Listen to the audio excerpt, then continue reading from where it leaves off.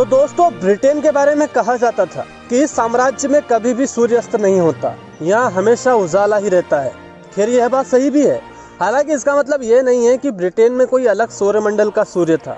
सूर्य तो यही था, बस फर्क इतना था कि ब्रिटेन का साम्राज्य उस समय धरती के अलग अलग हिस्सों तक फैला हुआ था। क्योंकि जब ब्रिटेन में सूर्यास्त होता था तो भारत और ऑस्ट्रेलिया जैसी ब्रिटेन की कॉलोनियों में सूर्य का उदय हो जाता था।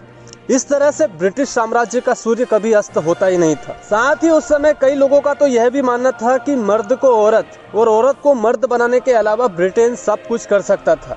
लेकिन ऐसा क्या था कि ब्रिटेन इतना ज्यादा पावरफुल साम्राज्य बन गया था? इसलिए दोस्तों, आज हम इसी पर बात करेंगे, लगभग आधी दुनिया को गुलाम बनाने वाले ब्रिटिश एम्पायर के इतिहास के बारे में। तो आइए शुरू से शुरू करते हैं। दोस्तों, हम ब्रिटेन के इतिहास को अलग अलग भागों में बांट सकते हैं। जैसे कि पहले आता है नॉर्मन ब्रिटेन, फिर सेंट्रल इरा, ट्यूडर्स कॉल, उसके बाद स्टुअर्ट कॉल, उसके बाद आता है ब्रिटिश एम्पायर और नेवल पावर, फिर आता है विक्टोरियन ब्रिटेन, और उसके बाद वर्ल्ड वॉर 1 और वर्ल्ड वॉर 2 की कहानी तो हम जानते ही हैं।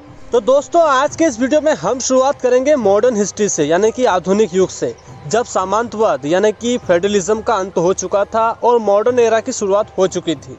इससे पहले के इतिहास पर हम और कभी बात करेंगे। तो दोस्तों, यूरोप में आधुनिक युग की शुरुआत मानी जाती है 1453 से।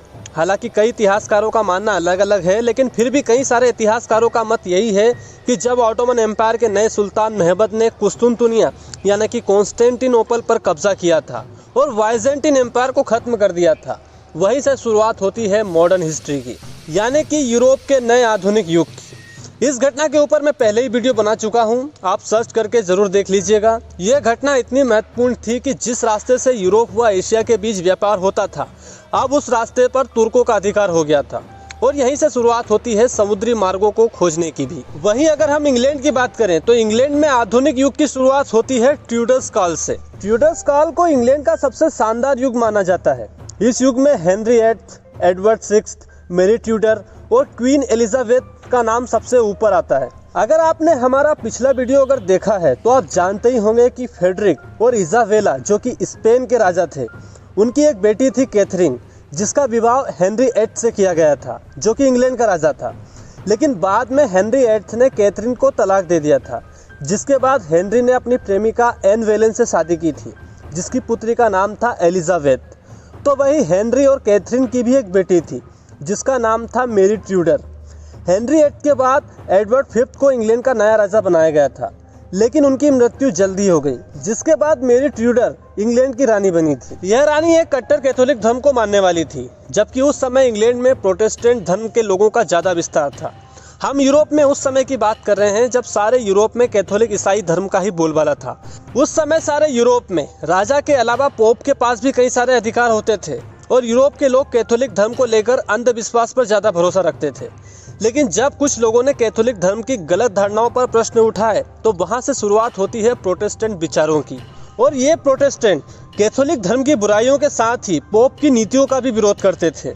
उस समय अगर कोई कैथोलिक धर्म के खिलाफ कुछ भी गलत लिख देता था या बोल देता था तो उसे मृत्यु दंड तक दे दिया जाता था। इसलिए कई सारे लेखक और विचारवादी लोग इंग्लैंड जाकर रहने लगे थे, क्योंकि यहाँ इन्हें कोई खतरा नहीं था। लेकिन जब मेरी ट्यूडर सत्ता में आई तो वो कट्टर कैथोलिक थी। लोग उन्हें खूनी रानी यानी कि एक ब्लड क्वीन तक कहते थे, क्योंकि इस रानी ने प्रोटेस्टेंट के खिलाफ काफी दमनकारी नीतियों का उपयोग किया था। इस रानी के शासन काल में इंग्लैंड की जनता परेशान हो चुकी थी।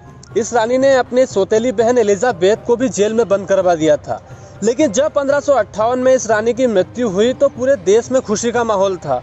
प्रसिद्ध इतिहासकार रेमजे म्योर ने मेरी की मौत पर लिखा था कि जब रानी की मृत्यु हुई तो लंदन के सारे गिरजाघरों में घंटियां बज रही थी। जिसके बाद 17 नवंबर 1558 को मेरी ट्यूडर की मौत के बाद एलिजाबेथ को जेल से रिहा कराया गया तथा ब्रिटिश पार्लियामेंट ने एलिजाबेथ को ब्रिटेन की नई रानी चुना। एलिजाबेथ प्रोटेस्टेंट धार्मिक विचार वाली महिला थी, इसलिए उनका विरोध कैथोलिक धर्म के लोगों ने खूब किया। साथ ही फ्रांस के राजा ने भी एलिजाबेथ का विरोध किया। फ्रांस का शासक फ्रांसिस सेकंड अपनी पत्नी यानी कि स्कॉटलैंड की रानी मेरी स्कॉट को इंग्लैंड की रानी बनाना चाहता था, लेकिन सिर्फ इसी कारण से स्पेन ने एलिजाबेथ का समर्थन किया और एलिजाबेथ ब्रिटेन की नई रानी बनी। क्योंकि फ्रांस और स्पेन की पुरानी दुश्मनी थी, इसलिए स्पेन ने एलिजाबेथ का समर्थन किया। जब एलिजाबेथ इंग्लैंड की रानी बनी तो उस समय सारे ब्रिटिश आइल्स को यूरोप की राजनीति में पिछड़ा माना जाता था। देश का सरकारी खजाना भी खाली था। ऊपर से पिछली रानी यानी कि मेरी ट्यूडर ने जो अत्याचार किए थे जनता पर, उससे देश में अराजकता का माहौल भी था। ऊपर से इंग्लैंड व स्कॉटलैंड की दुश्मनी भी बनी हुई थी। लेकिन एलिजाबेथ बहुत ही चतुर रानी थी। वो प्रोटेस्टेंट के साथ तो रही, लेकिन उसने ऐसा कुछ भी नहीं किया जिससे कैथोलिक जनता नाराज हो। उसने कैथोलिक और प्रोटेस्टेंट वर्गों को साथ में लाने के लिए एक एंग्लिकन चर्च की स्थापना की थी। यह चर्च अंग्रेज जाति के लिए बनाया गया था तथा इस चर्च के सर्वोच्च अधिकारी के तौर पर रानी को चुना गया था, जिससे पोप की सारी सत्ता खत्म हो गई। इस चर्च में कैथोलिक और प्रोटेस्टेंट दोनों ही धर्मों के विचारों को समान रूप से लागू किया गया था। हालांकि उस समय सारे यूरोप में रोमन कैथोलिक साम्राज्य ही स्थापित थे, इसलिए स्पेन और फ्रांस ने कई बार दबाव बनाया कि रानी कैथोलिक धर्म को स्वीकार कर ले। लेकिन रानी बहुत चतुर थी। उसने फ्रांस और स्पेन के बीच चल रही दुश्मनी का पूरा फायदा उठाया और वो इन दोनों ही देशों के राजाओं को यह आश्वासन दिलाती रही कि उसे एक ना एक दिन तो शादी करनी ही है।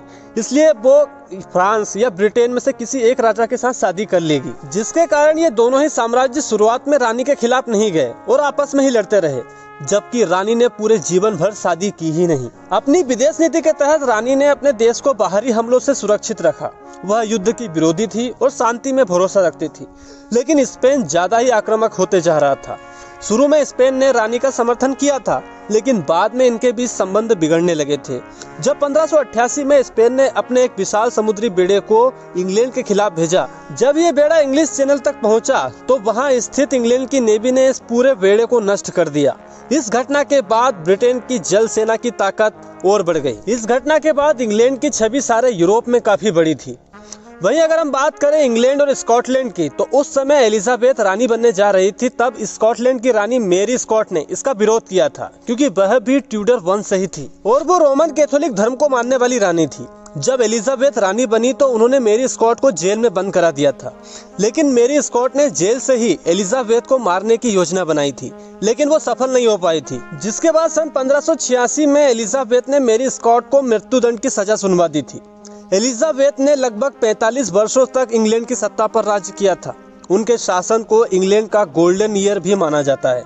इन्हीं के शासनकाल के दौरान सन 1600 में ईस्ट इंडिया कंपनी की स्थापना भी की गई थी, जो कि भारत आई थी। साथ ही उत्तरी अमेरिका में भी कॉलोनियों की स्थापना शुरू हो चुकी थी। लेकिन अपने शासनकाल के अंतिम समय में इंग्लैंड की जनता के सामने उत्तराधिकारी को लेकर समस्याएं आने लगी, क्योंकि रानी ने शादी तो की नहीं थी, इसलिए रानी का कोई उत्तराधिकारी नहीं था। लेकिन रानी ने इसका भी तोड़ निकाल ही लिया तथा स्कॉटलैंड और इंग्लैंड को एक करने के लिए एक बड़ा कदम उठाया। जिस स्कॉटलैंड की रानी को एलिजाबेथ ने मृत्युदंड दिया था, उसी के पुत्र जेम्स फर्स्ट को इंग्लैंड का नया उत्तराधिकारी चुना और यहाँ से शुरुआत होती है स्टुअर्ट कॉल की, जिसने लगभग एक सदी तक ब्रिटेन पर राज किया। जेम्स फर्स्ट के राजा बनते ही स्कॉटलैंड और इंग्लैंड एक हो गए तथा वेल्स तो था ही पहले से, इसलिए जेम्स फर्स्ट को ग्रेट ब्रिटेन के राजा के रूप में मान्यता दी गई। अब तो आप समझ ही गए होंगे कि इंग्लैंड, वेल्स और स्कॉटलैंड ने मिलकर ग्रेट ब्रिटेन की स्थापना की थी। जेम्स फर्स्ट का शासनकाल उतना कोई खास नहीं था, क्योंकि यह शांतिप्रिय शासक रहा था, जिसके शासनकाल में ब्रिटेन के बाहर कॉलोनियों पर उतना कोई खास ध्यान नहीं दिया गया। जेम्स की मृत्यु के बाद चार्ल्स फर्स्ट नया शासक बना, जिसने शांति की तुलना में युद्ध नीतियों पर ज्यादा ध्यान दिया। इसी के शासनकाल के दौरान पार्लियामेंट और राजा के बीच संघर्ष का एक दौर भी चला, जिसे इंग्लिश सिविल वॉर भी कहा जाता है। लेकिन इस गृह युद्ध के बारे में बात करें उससे पहले जानते हैं ब्रिटिश संसद के बारे में, क्योंकि दुनिया की पहली संसद इंग्लैंड में ही बुलाई गई थी, जिसमें मैग्ना कार्टा के नाम से एक संशोधन लाया गया था। शुरुआत में इसके सदस्यों का चुनाव राजा ही करता था। यह संसद राजा के सलाहकार के रूप में कार्य करती थी। शुरुआत में इसमें फेडरल यानी कि सामंत और अमीर लोग ही शामिल थे। उस समय सम्राट थे किंग जॉन सेकंड, जिन्होंने इस मैग्ना कार्टा पर बकायदा साइन किया था। इस संशोधन के अनुसार अब जो राजा जो पहले निरंकुश था, अब उस पर थोड़ा सा कंट्रोल आ गया था। अब अगर राजा को टैक्स बढ़ाना होता था तो उसके लिए उसे इन सदस्यों की मंजूरी लेना जरूरी होती थी। तो दोस्तों, यहाँ से शुरुआत हो गई थी दो अलग अलग पावर सेक्टर की। एक तरफ थी मोनार्की यानी कि राजवंश, तो दूसरी ओर था पार्लियामेंट यानी कि गणतंत्र। धीरे धीरे 1485 आते आते इस पार्लियामेंट की ताकत और बढ़ गई थी। उस समय राजशाही भी दो भागों में बटी हुई थी। एक तरफ थे हाउस ऑफ लंकेस्टर, तो दूसरी ओर थे हाउस ऑफ जॉर्ज। सन 1485 के संघर्ष में पार्लियामेंट ने हाउस ऑफ लंकेस्टर का साथ दिया था, जिसमें हाउस ऑफ लंकेस्टर जीते थे। तथा हेनरी ट्यूडर्स को नया राजा बनाया गया था और यहीं से शुरुआत हुई थी ट्यूडर्स कॉल की, जिसके बारे में हम बात कर ही चुके हैं, जिसमें हेनरी VIII, एलिजाबेथ और मेरी ट्यूडर्स के शासन शामिल थे। लेकिन मोनार्की और पार्लियामेंट के बीच पावर की लड़ाई आगे भी चलती रही, एलिजाबेथ के शासनकाल के दौरान भी और मेरी ट्यूडर्स के शासनकाल के दौरान भी। लेकिन जब चार्ल्स फर्स्ट स्टुअर्ट कॉल का नया राजा बना तो यह संघर्ष और बढ़ गया। चार्ल्स फर्स्ट युद्ध नीति पर ज्यादा भरोसा रखता था और उसे स्पेन और फ्रांस के साथ युद्ध लड़ने के लिए और भी ज्यादा धन की जरूरत थी, इसलिए वो टैक्स में बढ़ोतरी करना चाहता था, जिसका पार्लियामेंट ने विरोध किया। जिसके बाद शुरुआत होती है ब्रिटेन में सिविल वार की, जहां एक तरफ राजा की सेना थी तो दूसरी ओर पार्लियामेंट की सेना थी, जिसके कमांडर थे क्रॉमवेल। यह सिविल वार 2 भागों में हुआ था। पहला सिविल वार 1642 से लेकर 1646 तक चला था, जिसमें राजा की हार हुई थी क्योंकि जन समर्थन भी पार्लियामेंट के साथ ही था तथा राजा को बंदी बना लिया गया था। लेकिन राजा फिर से बंदी गृह से आजाद हो गया था, जिसके बाद दूसरा सिविल वार शुरू हुआ। इस बार राजा का साथ दिया स्कॉटलैंड की सेना ने भी, तथा राजा ने स्कॉटलैंड की सेना के साथ 1648 में इंग्लैंड पर फिर से हमला किया, लेकिन स्कॉटलैंड इस युद्ध में इंग्लैंड से हार गया तथा चार्ल्स को फिर से बंदी बना लिया गया और उस पर मुकदमा चलाया गया, जिसके बाद उसे मृत्यु दंड दे दिया गया और यहाँ से ब्रिटेन में मोनार्की पूरी तरह से समाप्त हो गई तथा अगले 12 सालों तक पार्लियामेंट का ही राज्य रहा, जिसमें क्रॉमवेल ने ज्यादा से ज्यादा पावर अपने हाथों में लेने की कोशिश की। हालांकि था तो वह भी एक डिक्टेटर ही। उसी के कारण सिविल वार के दौरान ही आयरलैंड की लगभग 40% तक की आबादी नष्ट हो गई थी। हम और कभी किसी अन्य वीडियो में आयरिश जीनोसाइड के बारे में भी बात करेंगे, साथ ही इस सिविल वार के बारे में और अच्छे से बात करेंगे। तो दोस्तों, राजा की मौत के बाद अब इंग्लैंड में माहौल बदलने लगा। लोग अब दोबारा राजतंत्र के पक्ष में होने लगे। इसी कारण क्रॉमवेल की मौत के बाद चार्ल्स सेकंड, जो कि चार्ल्स का बेटा था, उसे नया राजा बनाया गया 1660 में तथा 1660 में फिर से राजतंत्र वापिस आ गया। यह राजा काफी चतुर था। इसने अपने पिता की गलतियों से काफी कुछ सीखा था। यह समझ चुका था कि कोई भी रोमन कैथोलिक धर्म को मानने वाला ब्रिटेन पर ज्यादा समय तक राज्य नहीं कर सकता। चार्ल्स सेकंड ने अपनी ब्रिटिश कॉलोनियों पर और भी ज्यादा ध्यान देना शुरू कर दिया था। इसने सम्राट के तौर पर लगभग 25 सालों तक राज्य किया, लेकिन इसका कोई उत्तराधिकारी नहीं था। इसलिए सन 1685 में इसके भाई जेम्स सेकंड को नया राजा बनाया गया।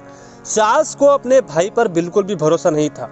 उसे पता था कि जेम्स एक अच्छा सम्राट नहीं बन सकता और एक दिन उसे ब्रिटेन छोड़कर भागना पड़ेगा, और ऐसा हुआ भी। जेम्स सेकंड रोमन कैथोलिक धर्म पर विश्वास रखता था। वह ब्रिटेन में कैथोलिक धर्म की स्थापना करना चाहता था और बाद में वो एक निरंकुश राजा भी सिद्ध हुआ।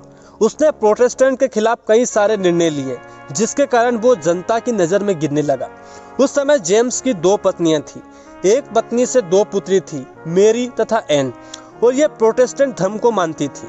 मेरी का विवाह हॉलैंड के राजा के साथ किया गया था, जो खुद भी एक प्रोटेस्टेंट धर्म को मानते थे। इसलिए ब्रिटेन की जनता को आशा थी कि मेरी ही उनकी होने वाली रानी है, क्योंकि राजा का कोई दूसरा पुत्र तो था नहीं। लेकिन 1688 में जेम्स की दूसरी पत्नी ने एक पुत्र को जन्म दे दिया, जिससे अब जनता को लगने लगा कि राजा अब अपने बच्चे को कैथोलिक धर्म की ही शिक्षा देगा, और उन्होंने राजा के खिलाफ विद्रोह करने का निर्णय लिया। और यहाँ से शुरुआत होती है गौरवपूर्ण क्रांति की, यानी कि ग्लोरियस रिवॉल्यूशन की, जिसे ब्लडलेस रिवॉल्यूशन भी कहा जाता है, क्योंकि इसमें खून की एक बूंद भी नहीं बही थी और राजा को अपना देश छोड़ना पड़ा था। दरअसल इंग्लैंड की जनता और पार्लियामेंट ने मिलकर हॉलैंड के राजा विलियम ऑफ ऑरेंज, जो कि जेम्स के दामाद भी थे, उन्हें इंग्लैंड की गद्दी संभालने के लिए आमंत्रित किया और विलियम ने इसे स्वीकार भी कर लिया और अपनी 15,000 की सेना के साथ इंग्लैंड आ गया। इस घटना के बाद सम्राट अब अकेला पड़ गया था, क्योंकि अब उसके बच्चे भी उसका साथ छोड़ चुके थे, तथा निराश होकर जेम्स सेकंड को अपनी दूसरी पत्नी और बच्चे के साथ इंग्लैंड छोड़कर फ्रांस भागना पड़ा। दोस्तों, ग्लोरियस रेवोल्यूशन इंग्लैंड ही नहीं बल्कि पूरे यूरोप की सबसे महत्वपूर्ण घटना है।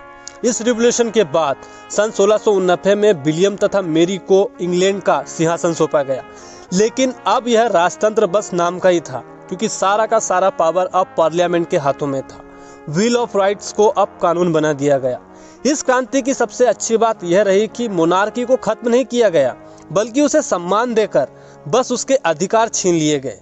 दोस्तों, हम बात कर रहे हैं 1690 की, यानी कि आज से लगभग 350 साल पहले की, जब सारे यूरोप में मोनार्की थी। सारे यूरोप में कैथोलिक और प्रोटेस्टेंट के बीच संघर्ष चल रहा था, लेकिन ये अंग्रेज सारे यूरोप में सबसे पहले समझदार हो गए थे।